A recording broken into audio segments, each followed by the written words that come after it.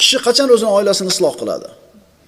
Qachoniki uyidagi jufti, ayoli ham eri bilan bir xil fikrda, bir xil tushunchalarda bo'ladigan bo'lsa.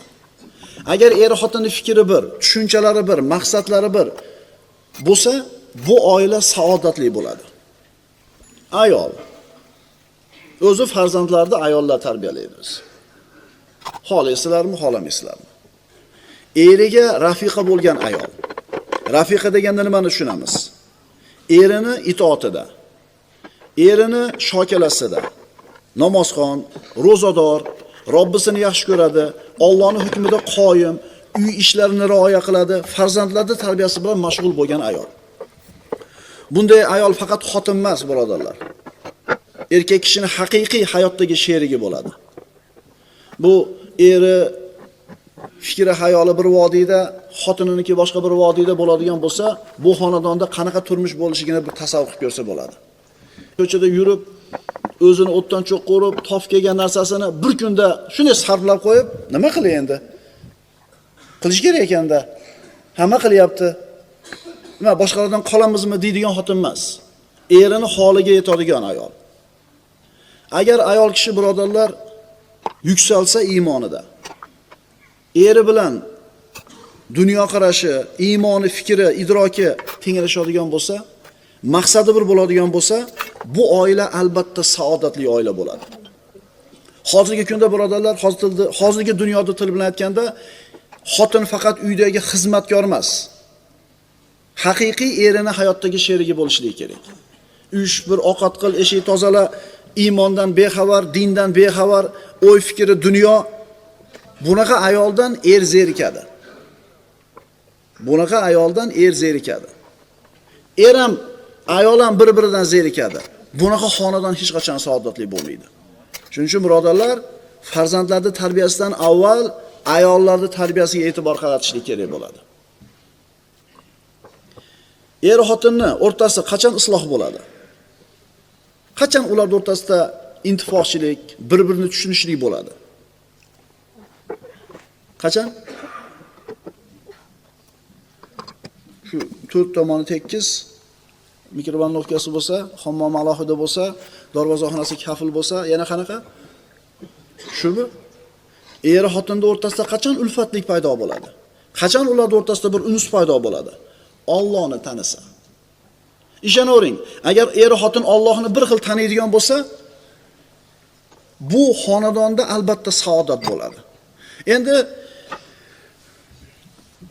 dunyoviy farovonlik bo'lgan uyda saodat bo'ladi.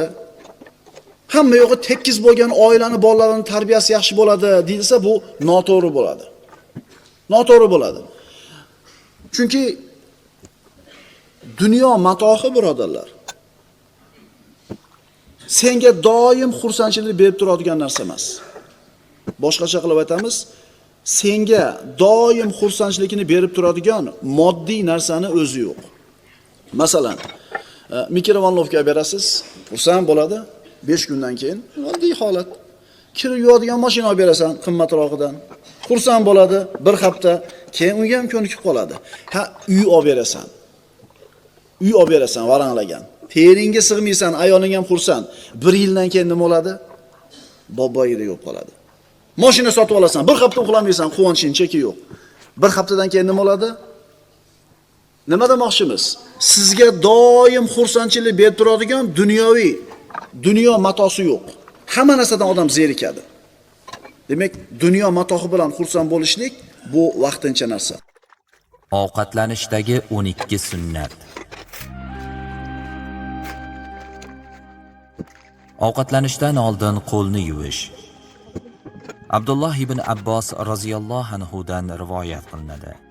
Rasululloh sallallohu alayhi va sallam taomdan oldin va keyin qo'llarni yuvish faqirlikni daf qiladi va u payg'ambarlarning sunnatlaridandir dedilar.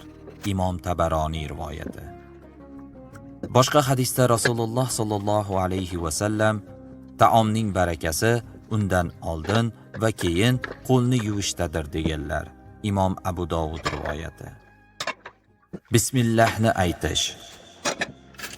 Rasululloh sallallohu alayhi va sallam albatta Shayton Allohning ismi zikr qilinmagan taomni o'ziga halol hisoblaydi deganlar. Shayton Alloh taoloning ismini aytmay yeyotgan odamga sherik bo'ladi. Agar ovqatlanishning avvalida bismillahni aytish yoddan ko'tarilsa, esga tushganda bismillahi fi avvalihi va axirihi deyish lozim. O'ng qo'l bilan yeyish. Rasululloh sallallohu alayhi va sallam chap qo'l bilan yemanglar, chunki shayton chap qo'li bilan yeydi deganlar. Imom Muslim rivoyati. Taomni o'z oldidan yeyish. Umar ibn Abu Salama roziyallohu anhu aytadilar: Rasululloh sallallohu alayhi va sallamning qaramog'idagi bola edim. Qo'lim tovoqqa borib kelardi. Shunda u zot alayhissalom menga: "Ey g'ulom, bismillah degin, o'ng qo'ling bilan yegin, o'z oldingdan yegin" dedilar. Shundan so'ng yeyishim shunday bo'ldi. Imom Buxoriy, Imom Muslim, Imom Abu Dovud, Imom Termiziy rivoyati. Tushib ketgan luqmani olib yeyish.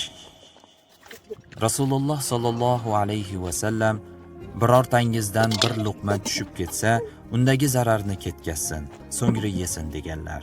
Imom Muslim rivoyati. Ovqatni 3 ta barmoq bilan yeyish va barmoqlarni yalab qo'yish.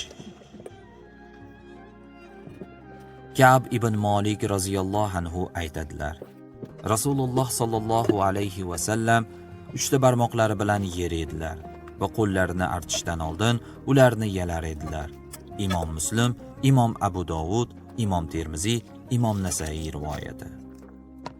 Ovqatni ayblamaslik. Rasululloh sallallohu alayhi va sallam hech qachon ovqatni yomonlamaganlar. Yoqtirsalar yeganlar, yoqtirmasalar yemaganlar. Imom Buxoriy, Imom Muslim rivoyati. Ovqatni yonboshlab, tik turib tanovvul qilmaslik. Abu Juhayfa roziyallohu anhu dan